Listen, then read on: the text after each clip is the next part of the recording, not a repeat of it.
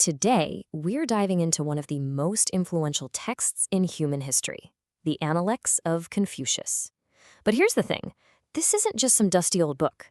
It's a practical guide to living a better life, and it was created by a man trying to mend a completely broken world.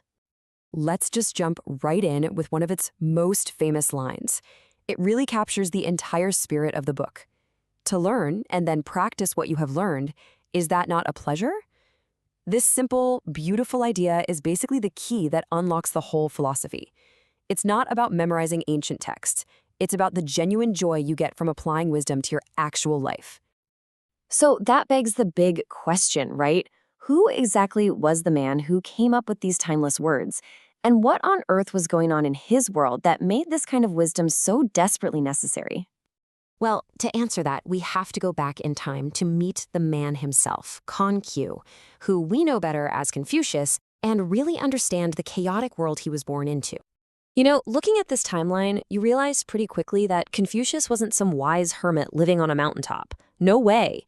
This guy was deeply involved in the messy, complicated politics of his day. He had government jobs, he was forced into exile, and he spent over a decade on the road, just trying to find one ruler who would listen to him. And in that mission, he failed. It was only when he came back home, an old man, that he found his real purpose, not as a politician, but as a teacher.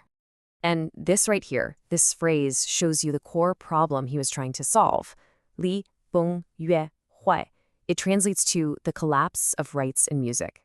Now, for Confucius, rights in music were like the very grammar of a stable society, the shared traditions, the morals, the values that held everyone together. And their collapse meant the entire moral fabric of society was tearing apart. Rulers weren't acting like rulers, fathers weren't acting like fathers, everything was in a state of total freefall. His answer to all this chaos wasn't a new law or some big revolution. It was a guide for personal transformation, what we know as the Analects. Now, here's something that surprises a lot of people. Confucius didn't actually write the Analects. The Lunyu, as it's called, is a collection of his conversations and little nuggets of wisdom, all written down by his students long after he died. So you should think of it less like a formal, stuffy book and more like a greatest hits album of a brilliant teacher's daily lessons. And I love this quote because it tells you exactly how you're supposed to read this thing. Centuries later, the scholar Chengzi said, you should treat the students' questions in the book as if they're your questions. The text isn't a historical document you're meant to study from a distance. It's a living, breathing conversation that you're actually invited to join. Okay, so let's dive into the core ideas, starting with the goal of all this teaching, how to become a junzi. The junzi is often translated as the superior person or gentleman, and it's the moral ideal in Confucianism. But here's the part that was totally radical for his time. A junzi isn't born, they are made. Your status has nothing to do with noble blood or a fancy family name. It comes from your character, from your actions, and from your lifelong commitment to becoming a better human being. And a really common way the Analects defines the junzi is by showing you its total opposite, the shaoren, or the petty person. And the difference is just night and day. A junzi is focused on what is right. The petty person is focused on what is profitable.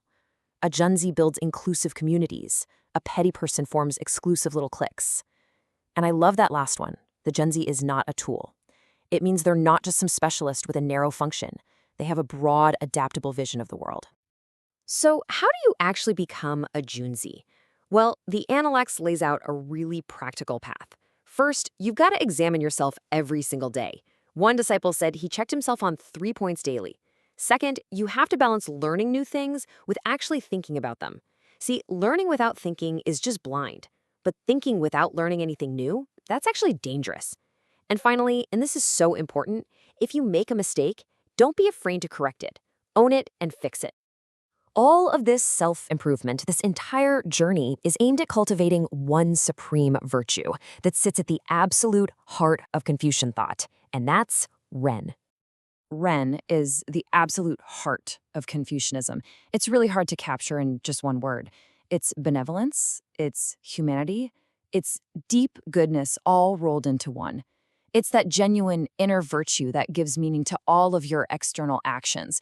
And where does this huge, all-encompassing virtue begin? The Analects says it starts small. It starts at home, in the way you treat your parents and your family. And just like with the Junzi, Confucius often explains Ren by telling us what it is not. Fine words and an insinuating appearance are seldom associated with Ren.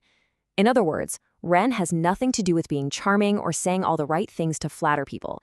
It's about genuine, deep-seated goodness and empathy for other people. So all of this brings us to the final, and I think most important question. Why does any of this ancient wisdom still matter to us, right here, right now? I mean, when you really think about it, our world can feel just as fractured and chaotic as the one Confucius was living in. So, does this ancient advice, this call to become a better person through self-reflection, through cultivating goodness, does it still hold any power for us today?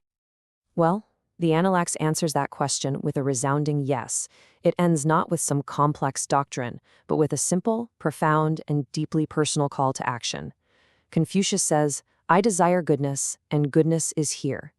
The path to becoming a better person isn't somewhere far away, and it isn't locked up in some ancient book. It's a choice you can make right here, right now. The moment you truly want it, it has already arrived.